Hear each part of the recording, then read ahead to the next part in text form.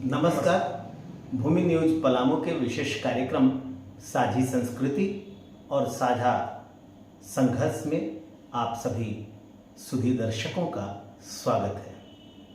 आज हम साझा संघर्ष और साझी संस्कृति के संदर्भ में बातचीत करेंगे प्रगतिशील लेखक संघ के बारे में।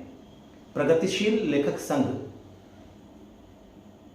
आज़ादी के आंदोलन में अपनी अहम भूमिका निभाया है और इसकी स्थापना गुलाम भारत में यानी कि 1936 में हुई थी। वैसे देखा जाए तो प्रगतिशील लेखक संघ की स्थापना 1935 में ही हो गई थी लंदन में। जब लंदन में सज्जाद जहीर पढ़ाई कर रहे थे, उच्च शिक्षा ग्रहण कर रहे थे, उस वक्त ही प्रगतिशील लेखक संघ की स्थापना हो चुकी थी। जब वो पढ़ाई पूरी करके भारत लौटे तो उन्होंने प्रगतिशील लेखक संघ के गठन के लिए लोगों से संपर्क करना शुरू किया था। तो हम कहें कि प्रगतिशील लेखक संघ के प्रणेता सज्जाद जहीर थे तो कोई अतिशयोक्ति नहीं हो। जी, अगर आप जैसे सज्जाद जहीर साहब के बारे में चर्चा की है जी, तो थोड़ा सा हम भारत के आज़ादी के आंदोलन के साथ में इसको जोड़ कर देखें। जी जी जी। गांधी जी जब अफ्रीका से चलकर भारत के अंदर आए और असहयोग आंदोलन की शुरुआत किए थे तो देश के अंदर गरम दल, नरम दल के माध्यम से भी बहुत से आंदोलन चले, असहयोग आंदोलन चले जी। उसी समय आपको कह सकते हैं कि प्रगतिशील लेखक संघ की बुनियाद भी पड़ने लगी थी जी जी। और उसी दरमियान देखिएगा कि मजदूरों का एक संगठन all India trade union Congress भी बना जी। भगत सिंह और उसके पूरे साथियों ने आजादी के आंदोलन में अपने पूरे समझ के साथ में, एक वैचारिकता के साथ में शिरकत किए थे जी। क्योंकि वो चाहते थे कि अंग्रेज तो भारत छोड़े हैं लेकिन साथ ही साथ इस देश के आम आवाम का सत्ता हो, इसके लिए जो है तो वो प्रयासरत होते जी। और जब देखिएगा कि भगत सिंह के फांसी के बाद इस देश के अंदर किसानों का संगठन बना, छात्रों का संगठन बना जी। और उसी दरमियान प्रगतिशील लेखक संघ का भी संगठन बना जी।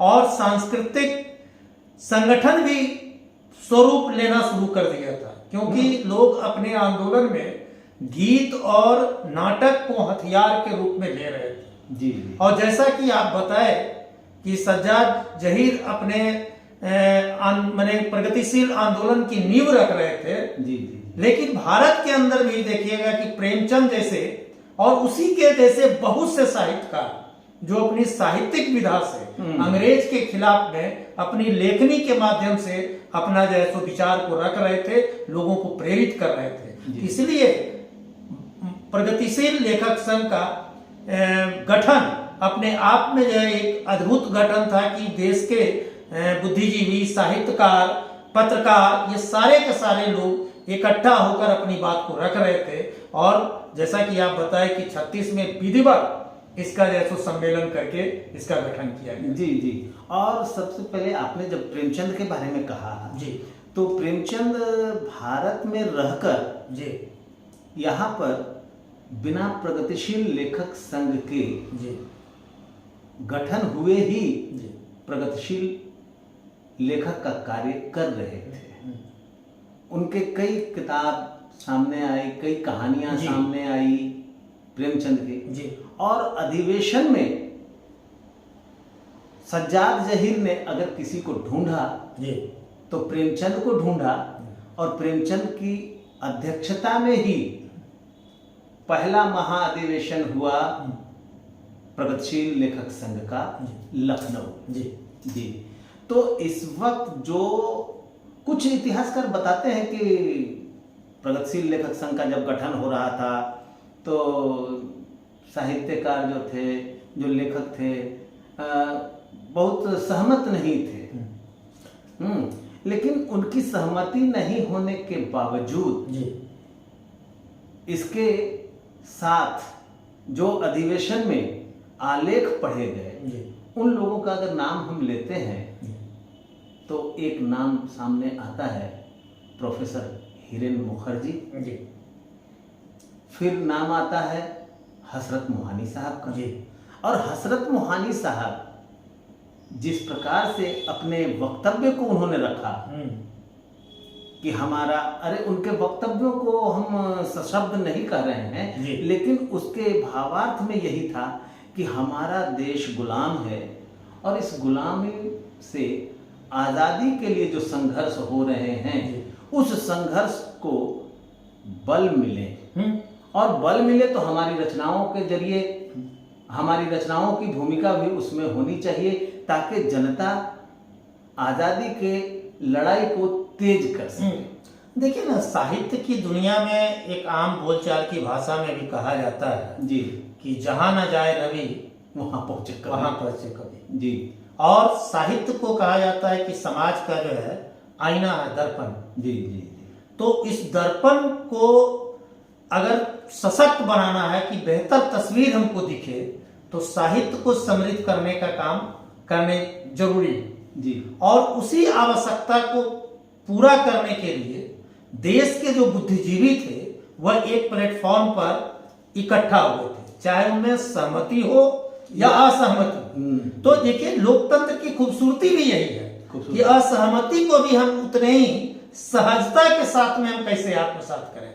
और प्रगतिशील लेखक संघ के जुड़े हुए लोगों को अगर आप देखेंगे तो जैसे प्रेमचंद की कहानी को ले लीजिए कि वो जनता को नायक और नायिका के रूप में स्थापित की। जी। प्रगतिशील लेखक संघ के जो भी सिनेमा में गीत लिखने वाले लोग हुए हैं उनको देखिएगा कि वो जनता के गीत को जैसो लेकर सिनेमा में आए और लोगों को प्रेरित करने का काम किए थे। जी जी। तो उसी तरीके से इनके जो चित्रकार भी थे, जो चित्र बनाते थे, वह भी लगता था कि आजादी के आंदोलन के लिए और जनता के लिए भी था। तो उसके बाद जो सफर शुरू हुआ तो आज 18वां महाधिवेशन प्रगतिशील लेखक संघ का होने जा रहा है और जबलपुर में होने जा रहा है। जी।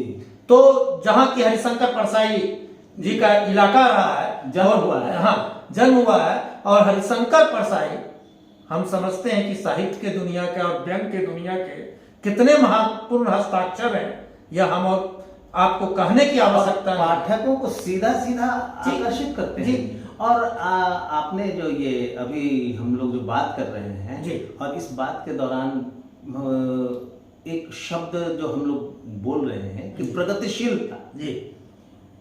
तो प्रगतिशीलता को ध्यान में रखते हुए खगेंद्र ठाकुर की बात याद। जी। अरे बहुत लंबे समय तक प्रगतिशील लेखक संघ के वो उपाध्यक्ष रहे, अध्यक्ष भी रहे, महासचिव भी रहे और उससे भी ज्यादा कि वो एक बेहतर साहित्यकार रहे हैं जो अपनी साहित्य से साहित्य जगत को बहुत समृद्ध किया। तो उन्होंने क्या कहा जी कि साहित्यकार तो गतिशील होता ही है, तो इसमें प्रगतिशील क्यों लगाया गया? जी जी। और प्रगति से मतलब ही है कि प्रगति अगर ना सोचेगा तो साहित्यकार है भी नहीं। जी।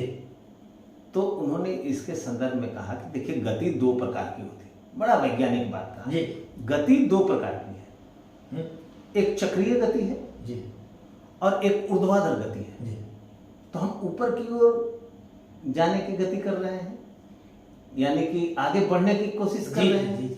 लेकिन जो चक्रीय गति है एक ही जगह घूमता रहता है और घूमकर फिर पुनः वहीं पहुंच जाता है। तो फिजिक्स में इसको क्या कहते हैं? सो एक बात जान लीजिए कि अगर कोई वस्तु चक्रीय गति कर रहा है तो वहां डिस्प्लेसमेंट जीरो है, क्योंकि घूम के तो फिर अपनी जगह पर आया। जी। ठीक उसी प्रकार से अगर एक किसी ये इसके लिए एक कथा कहते थे वो कथा यह है, बहुत चर्चित कथा है। वो कथा की चर्चा यहाँ करना चाहिए कि एक राजा था, उसको कहीं से जीन मिल गया और वो जीन मिल गया तो उसने कहा कि जल्दी से बताओ क्या करना है, काम दो और काम दो। तो फिर काम देता था, तुरंत काम हो जाता था। जीन कहते थे जीन काम कर दिया। अब कहा कि दो काम नहीं तो जल्दी से दो, नहीं तो उठा के पटक देंगे। अब ये परेशान हो गए। तो राजा भी दिमाग लगाया कहे कि ये पूरा खंभा है, खंभा उसको गाड़ ऊपर दिए, चढ़िए, आप नीचे तो उससे ऊपर चढ़िए और उसके नीचे जाइए, जी। ऊपर चढ़िए नीचे आइए, ऊपर चढ़िए नीचे आइए। जी अब वहां तो गतिशीलता है जी लेकिन परिवर्तन नहीं। नहीं है। तो यहाँ परिवर्तन से संबंध है प्रगतिशीलता का। तो इसलिए आज जो है, और ऐसे भी कहा जाता है जी। कि प्रगतिशील रचनाकारों की रचना समय के सवालों से मुठभेड़ करती है। जी जी देखिए, आप बोले ना कि एक तो समय के सवाल से मुठभेड़ भी करती है और प्रगतिशील आंदोलन से जुड़े हुए लोग की सोच वैज्ञानिक होता है, वैज्ञानिक चेतना के आधार पर ही वो आगे बढ़ने का काम करते हैं। जी। और इसलिए हमको लगता है कि जो खगेंद्र जी की बात आपने बहुत रोचक ढंग से रखे हैं, यह अपने आप में है। और आज के तारीख में भी प्रगतिशील आंदोलन को आगे तक ले जाने की जरूरत है। जिस तरीके से साहित्यिक शून्यता देश में दिख रहा है, जिस तरीके से वातावरण बन रहा है, इसी स्थिति में हमको लगता है कि प्रगतिशील आंदोलन में बड़े पैमाने पर साहित्यकारों को, पत्रकारों को, आम लोगों को भी जुड़ने की आवश्यकता है, ताकि जो है सो जो परिवर्तन हो, जो उसके साथ में परिवर्तन हो, उसका परिणाम सुखद हो। सुखद। हाँ, तो इसी सोच के तहत तो जबलपुर में इकट्ठा हो रहे हैं। जी। 18वीं महाधिवेशन हो रहा है जी। और इस अधिवेशन में आगे क्या होगा उस पर हम आगे की चर्चा आगे करेंगे। आज के लिए बस इतना ही। फिर मुलाकात होगी अगली कड़ी में, जब 18वीं अधिवेशन पूरा हो जाएगा तब तक के लिए हमें दीजिए इजाजत। फिर मुलाकात होगी अगली कड़ी में। धन्यवाद।